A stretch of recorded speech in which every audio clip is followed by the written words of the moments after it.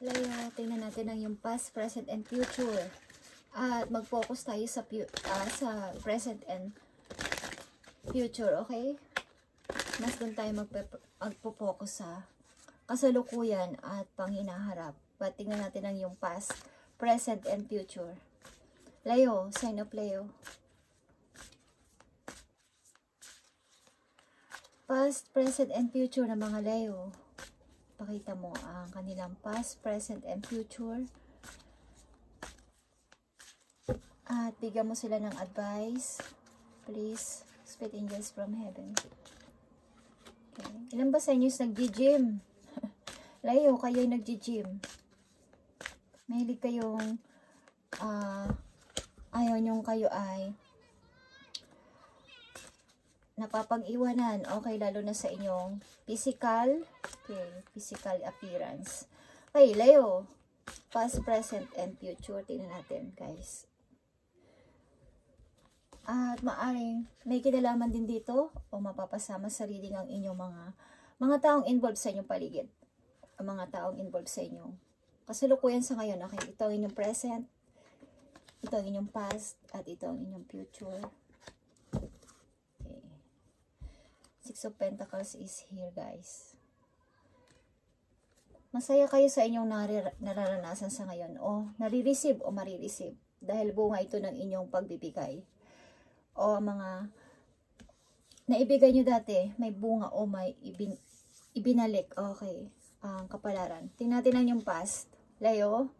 Eight of Swords, ang inyong past, nakikita nyo to, napakahirap ng inyong past, maring year, month, week, or days. Okay, kayo ay nahihirapan. Something na kayo nahihirapang mag-move, nahihirapan din gumalaw, nahihirapan din mag-decide, nahihirapan din mag-isip-isip. Okay, parang anong gagawin ko?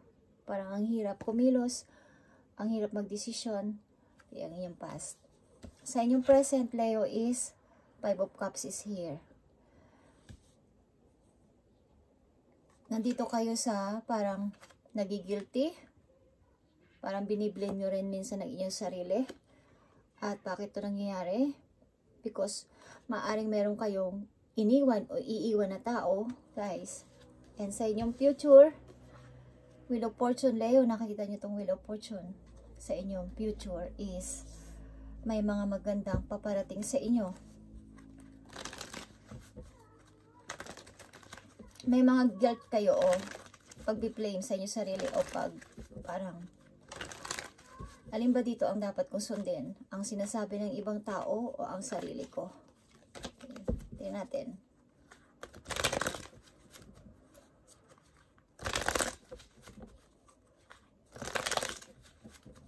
Para sa mga Leo, guys, past, present, and future.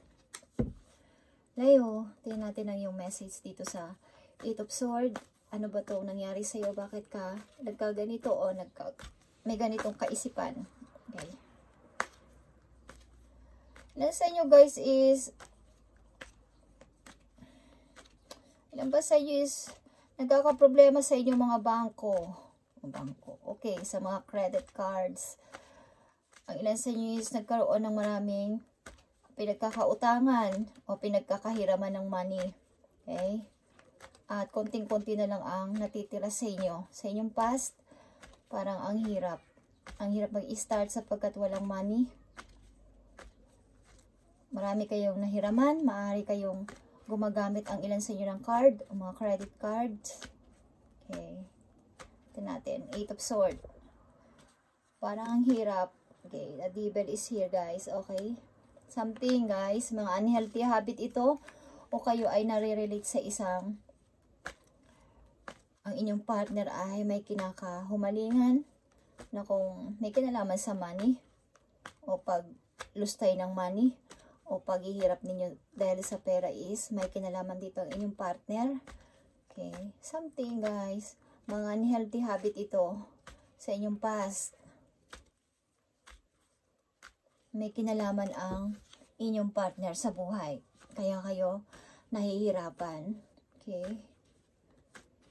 Leo, sa inyong past, confidence is here. Nakita nyo tong Four of Swords, guys. Parang naiwan kayo sa kawalan. At ang ilan pa sa inyo is nagkakasakit o nagkasakit dahil dito. Naiwan kayo sa kawalan at wala din ka pera-pera. Okay? Maraming utang din ang ilan sa inyo. Kanong utang sa mga, alam, credit card, bangko. Okay? Ang inyong present guys, 5 of Cups. May mga pagsisisi kayo o something na nagigilty. Nagigilty ang ilan sa inyo. Leo. Yeah, Queen of Wands is here, your energy. As your energy, Queen of Wands is, wag mong pabayaan na mawala ka sa posisyon mo as a Queen of Wands. Na isa kang strong person. Okay? Leo, wag mong pabayaan na i-blame ka ng iba o magilty ka sa ginawa mong desisyon sa inyong present. Kung ano man tong ginawa mong desisyon o maaaring may iniwan kang person o something na niisip mo sa sarili mo na sayang. Tama ba ang ginawa kong desisyon? Okay. 5 of Cups. 9 of Cups, guys. Okay. Maaaring ikinatuwa din ito ng inyong puso. Okay. Sa ginawa niyong desisyon na to, naging yung inyong emotion, ang inyong feelings is naging masaya. Okay, ito na yata yung pinakamasaya nangyari sa akin. Okay, sa desisyon ko na to. But may mga gumugulo sa inyong isip. May pambiblame pa din o pagre-regret o parang guilty. Okay. But naging masaya ang puso nyo dito. Okay, Leo. Well, opportunity here sa inyong future. King of Cups, guys. Okay, Leo. Nandito ang King of Cups, energy ng Scorpio. Kung kayo ay dealing sa Scorpio.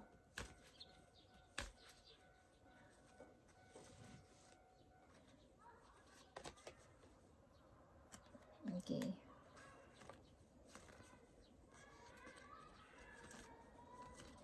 Sa inyong future, guys, maaaring ano ba ang dapat ko ditong papunta sa inyong future, galing dito sa present ninyo guys, is maaaring may dalawang tao dito na ano sa inyong puso, sa inyong heart. Maaaring nagtatalo. May dalawang person dito na nagtatalo o dalawang situation na nagtatalo na ayaw ninyong mawala ang isa, ayaw din yung mawala ang parang pareho itong mahalaga sa'yo, importante.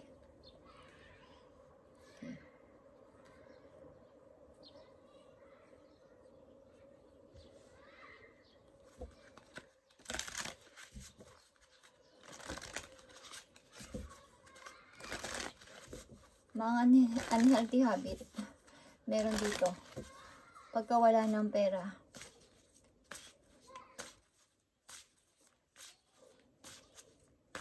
Ano nangyari sa inyo sa past, Leo?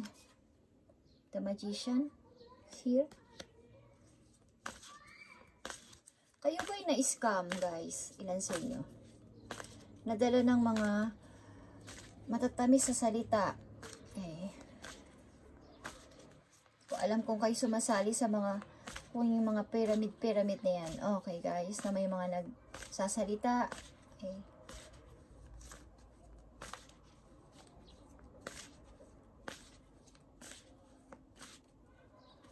Eight of Swords. Yeah. Something na kukunti na lang yung pera ninyo is isinugal nyo pa dito. Dito sa usapin na to.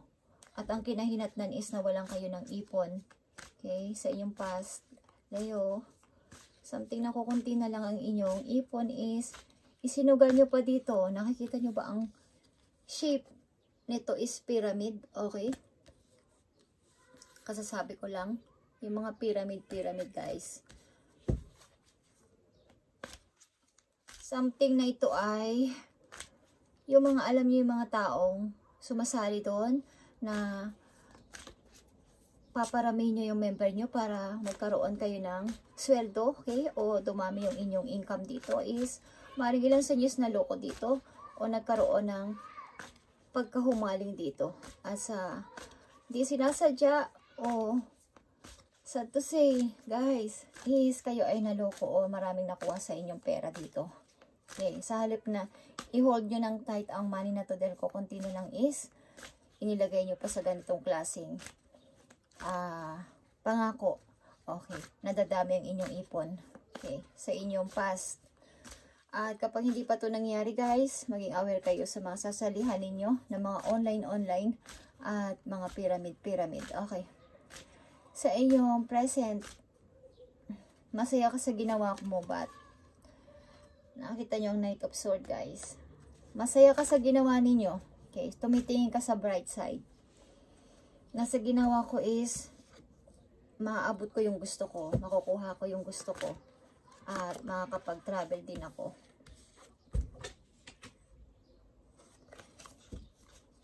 But may mga tao na hindi maiwasan na naririnig nyo na kayo ay sinisisi o parang ang sama ng tingin sa iyo ng mga tao na to. But ito yung nagpapasaya sa iyo at ginawa mo lang ang part, ginawa mo na ang part mo dito. Okay, sa inyong kasalukuyan.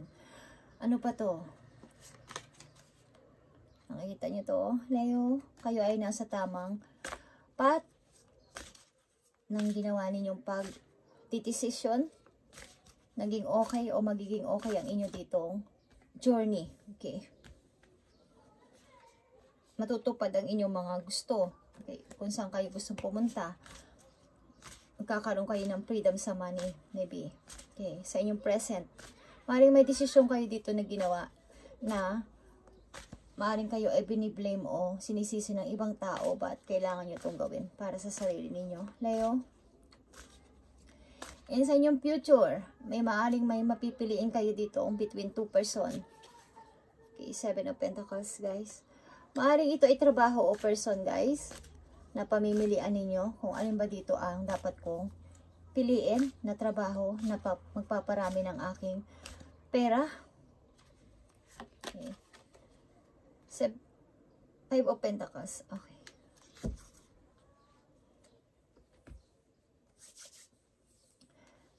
Ang ilan sa inyo is pabigla-bigla, guys. Huwag nyo i-start na mag-invest sa ganitong mga klaseng pangako. Okay. Baka kayo ay mamagic. Baka mamagic ang inyong kaperahan at bigla na lang mawala ang inyong ipon. So, kung kayo ay sa inyong near future, kung kayo ay nag-iimpok, meron ka ditong 7 of Pentacles.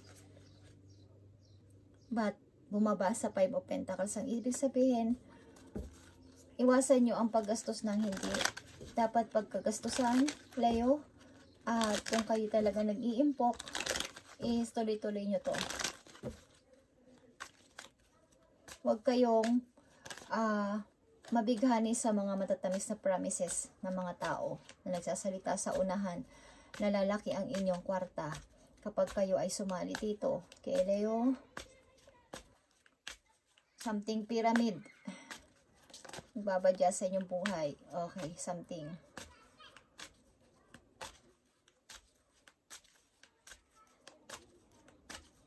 Message for Leo sa kanilang situation. Don't lose sight of this truth. Okay, you can came here to evolve and grow. It is necessary to experience the difficult times. That is when you will grow most. There is always light at the end of the tunnel. Be proud of your journey. Okay.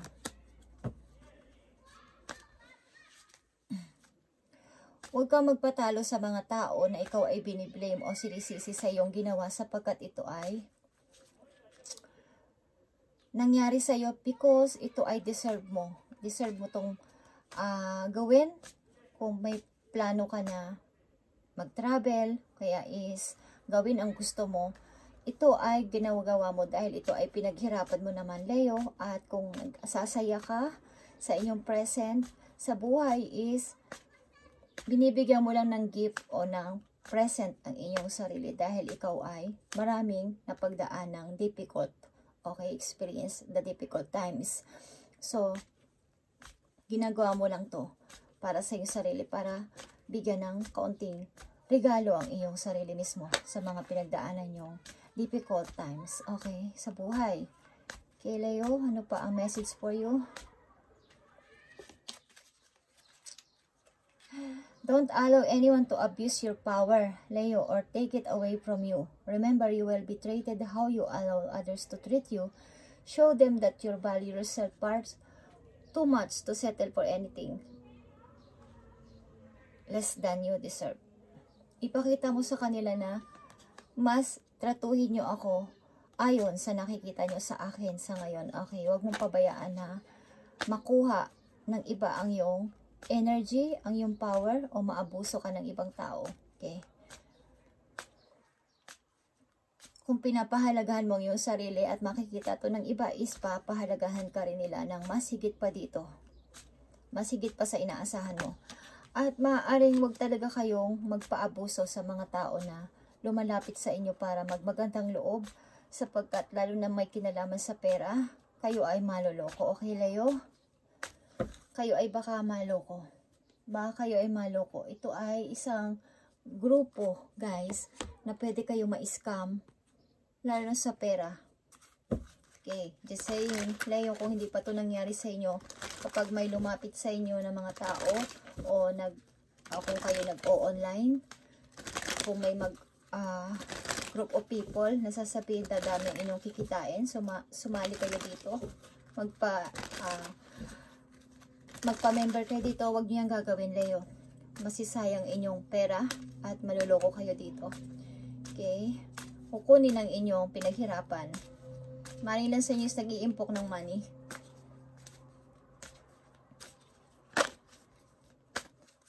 Ilan din sa inyo is healer. Okay, ilan sa inyo, Leo, is healer.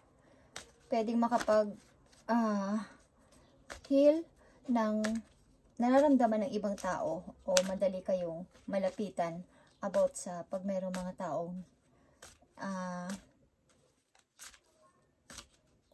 mayroong sakit ng kadamdamin, okay, napapagod, magaling kayo mag-advise. Okay, meron kayo ditong 6 of Pentacles. Ang inyong binigay is marireceive nyo. Okay, Leo, tingnan natin ang message for you. Leo, tingnan natin message for you. Elevation, Leo, I free myself from fear and trust the universe. I direct my thoughts to the beauty inside and around me. I use my spiritual strength and knowledge to create light. I rise above all doubt. Okay, wag na kayo magduda sa inyong napagdesisyonan, Leo. Kung kayo ay nag-decide, okay, dapat to light. Okay, kayo ay nasa tamang patla. I said kanina pa. Okay, kung kayo ay nag-decide na may iwan na person at naging masaya sa inyong ginawa as a Queen of Wands, ginawa nyo to ng buong tapang, is huwag kayong magpa-disturb o magpa-distract sa mga tao na kayo i-blame o sisisihin sa inyong naging desisyon, sapagkat deserve nyo yan maging masaya, sapagkat marami kayo na pagdaanan na difficult sa inyong buhay. Okay. At sa inyong future, guys, maaring magdadalawang isip kayo sa dalawang trabaho dito. At mukhang ikaka-unlad ito ng inyong kaperahan, guys. So, huwag nyo itong palagpasin. Mukhang may pamimilian kayo sa inyong near future na dalawang mahalagang trabaho.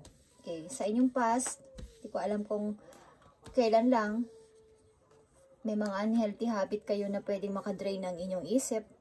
At maaari din na pagkalos ng inyong kaperahan. So, i-hold nyo to ng matindi. Huwag kayong sumali sa mga pyramid na yan. Mai-scam kayo, okay? Leo, this is your reading today, and this is paalala sa yung advice, okay? Ito ang inyong past, present, and future message. Bye, and God bless, Leo.